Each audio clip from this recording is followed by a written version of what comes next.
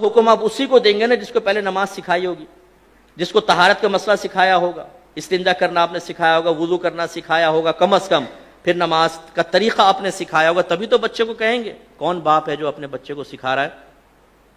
اور پھر وہ نبی جو رحمت للعالمین ہے وہ فرما رہے ہیں جب بچہ 10 برس کا ہو جائے تو مار کر نماز پڑھاؤ۔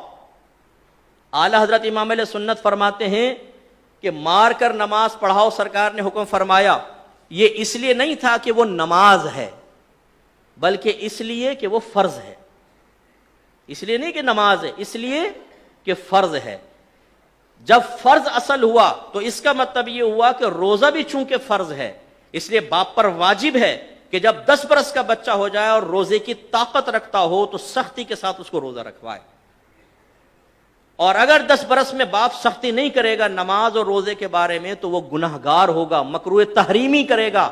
مکروہ تحریمی فعل ہے یہ، کیونکہ حدیث کا رد کرنا یا اس کے خلاف جانا مکروہ تحریمی ہوتا ہے، سرکار کے حکم کے خلاف جانا۔ اب کتنے والدین ایسے ہیں، ہم تو ہر دو بچہ 10 برس، ابھی تو کھیلنے کی عمر ہے، ابھی کون سا بالغ ہوا ہے۔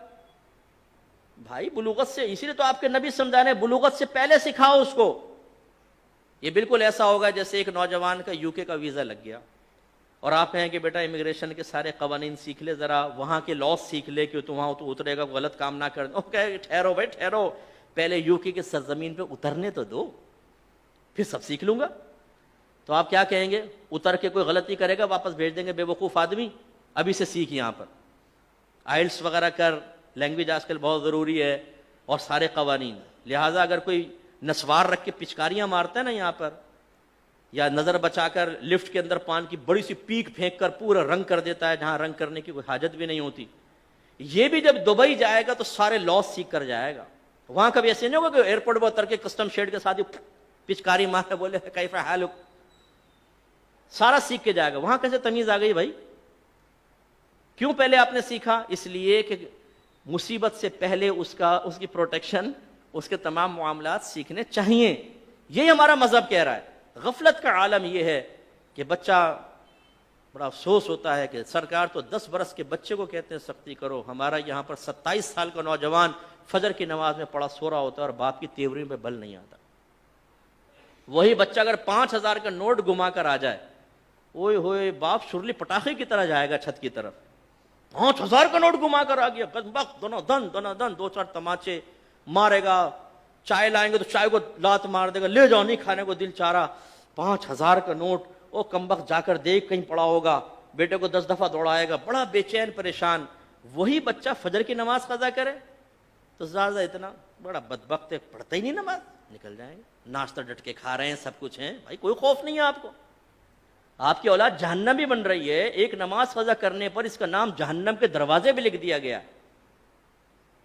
جیسے آپ کے دروازے پہ آپ کے بیٹے کے بارے میں اکرم نام ہے تو اکرم چرسی لکھ کے کوئی چلا جائے تو خوش ہوں گے آپ؟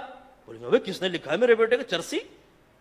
حالانکہ بیٹا ہو بھی نہیں، لیکن چرسی لکھنا ہی آپ کے لیے بڑی تکلیف کی بات ہے۔ اور آپ کے نبی فرما رہے ہیں جس نے نماز جان بوجھ کر قضا کی اس کا نام جہنم کے دروازے پر لکھ دیا جاتا ہے، لیکن باپ نہیں پھڑکے گا۔ چرسی پہ پھڑک گیا، وہاں جہنمیوں میں نام لکھا گیا، اولاد کو کوئی پرواہ نہیں ہے۔ بیوی پڑی سو رہی ہے، خراٹے لے رہی ہے ساری رات میں، تھک گئی ہوں جی میں، اس لیے فجر کی نماز نہیں پڑھ رہی، کوئی تیوری پہ بل نہیں آتے، بھائی اٹھو نماز پڑھو، گھر میں بے برکتی اور نحوست ہوگی۔ تو معذرت کے ساتھ کتنے ہم میں ایسے بیٹھے ہوں گے کہ جنہوں نے کئی مہینے سے فجر کی نماز نہیں پڑھی ہو؟ کتنے ایسے بیٹھے ہوں گے جن کے کئی سال تک گھر میں قرآن نہیں کھلا ہے یا اس نے خود نہیں کھولا ہے؟ فرصت ہی نہیں ہے۔ سیکھیے خدا را، اصلاح کیجئے، احکام شرعیہ عملیہ سیکھیے، اپنے بچوں کو سکھائیے، اس طرح گناہوں کے مطلب